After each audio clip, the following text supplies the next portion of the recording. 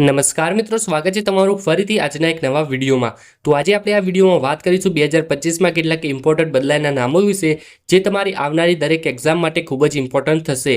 તો આ વિડીયો તમારી એક્ઝામની દ્રષ્ટિએ ખૂબ જ ઇમ્પોર્ટન્ટ થવાનો છે, તો આ વિડીયોને એન્ડ સુધી જરૂરથી જોજો। પ્રશ્ન નંબર 1, ફૂડ ડિલિવરી કંપની ઝોમેટોએ તેનું નવું નામ બદલીને શું રાખ્યું છે?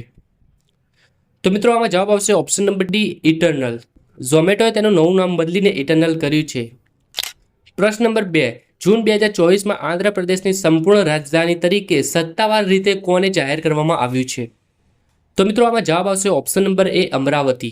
અમરાવતીને 2024માં આંધ્રપ્રદેશની સંપૂર્ણ રાજધાની તરીકે સત્તાવાર રીતે જાહેર કરવામાં આવ્યું હતું।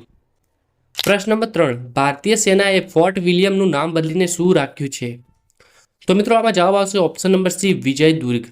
ભારતીય સેનાએ ફોર્ટ વિલિયમનું નામ બદલીને વિજય દુર્ગ રાખ્યું છે। પ્રશ્ન નંબર 4, અંદમાન નિકોબારની રાજધાની પોર્ટ બ્લેયરથી બદલાઈને શું રાખવામાં આવી છે? તો મિત્રો જવાબ આવશે option number B, Shri Vijayapuram. Andaman નિકોબારની રાજધાની પોર્ટ બ્લેયરથી બદલાઈને શ્રી વિજયમપુરમ રાખવામાં આવી છે।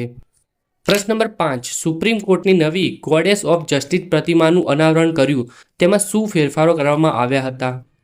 તો મિત્રો આમાં જવાબ આવશે ઓપ્શન નંબર એ, તલવારની જગ્યાએ બંધારણનું પુસ્તક તેમની હાથમાં આપવામાં આવ્યું હતું અને આંખની પટ્ટીને દૂર કરવામાં આવી હતી। તો આપણો ઓપ્શન નંબર ડી એ આપણો રાઈટ આન્સર થશે, એ એન્ડ બી। પ્રશ્ન નંબર 6, હિમાચલ પ્રદેશની રોહતાંગ ટનલનું નામ બદલીને શું કરવામાં આવ્યું છે? તો મિત્રો જવાબ આવશે ઓપ્શન નંબર એ, અટલ ટનલ। હિમાચલ પ્રદેશની રોહતાંગ ટનલનું નામ બદલીને અટલ ટનલ કરવામાં આવ્યું છે।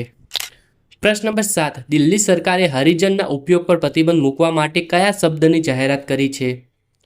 તો મિત્રો જવાબ આવશે ઓપ્શન નંબર એ, ડોક્ટર આંબેડકર। તો દિલ્હી સરકારે હરિજનના ઉપયોગ પર પ્રતિબંધ મૂકીને ડોક્ટર આંબેડકર શબ્દની જાહેરાત કરી છે। પ્રશ્ન નંબર 8, નવી દિલ્હીના પ્રવાસી ભારતીય કેન્દ્રનું નવું નામ એ કોના નામે રાખવામાં આવ્યું છે? તો મિત્રો જવાબ આવશે option number C, Sushma Swaraj. નવી દિલ્હીના પ્રવાસી ભારતીય કેન્દ્રનું નવું નામ એ સુષ્મા સ્વરાજના નામ ઉપર રાખવામાં આવ્યું છે।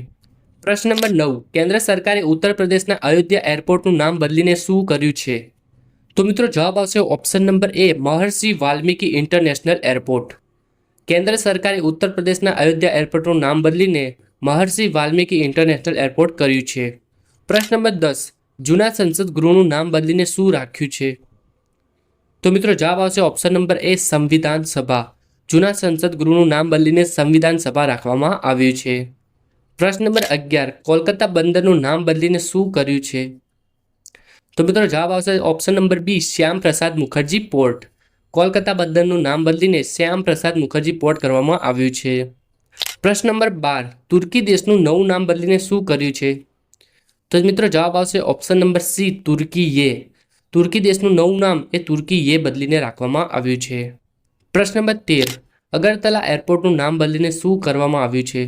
તો મિત્રો જવાબ આવશે ઓપ્શન નંબર સી, મહારાજા વીર વિક્રમ એરપોર્ટ।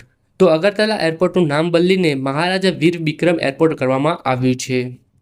પ્રશ્ન નંબર 12, બેટી બચાવો બેટી પઢાઓ અભિયાનનું નામ બદલીને શું રાખ્યું છે? તો મિત્રો જવાબ આવશે ઓપ્શન નંબર એ, બદલાવ। બેટી બચાવો બેટી પઢાઓ અભિયાનનું નામ બદલીને બદલાવ કરવામાં આવ્યું છે। પ્રશ્ન નંબર 15, સાબરમતી ઘાટનું નામ બદલીને શું કરવામાં આવ્યું છે? તો મિત્રો જવાબ આવશે ઓપ્શન નંબર એ, અટલ ઘાટ। સાબરમતી ઘાટનું નામ બદલીને અટલ ઘાટ કરવામાં આવ્યું છે। તો બસ મિત્રો, આજનો વિડીયો આટલા સુધી હતો। જો તમને આ વિડીયો પસંદ આવ્યો તો પ્લીઝ એક લાઇક કરી દેજો અને આવા બીજા વિડીયો જોવા માટે ચેનલને સબસ્ક્રાઈબ પણ જરૂરથી કરી લેજો।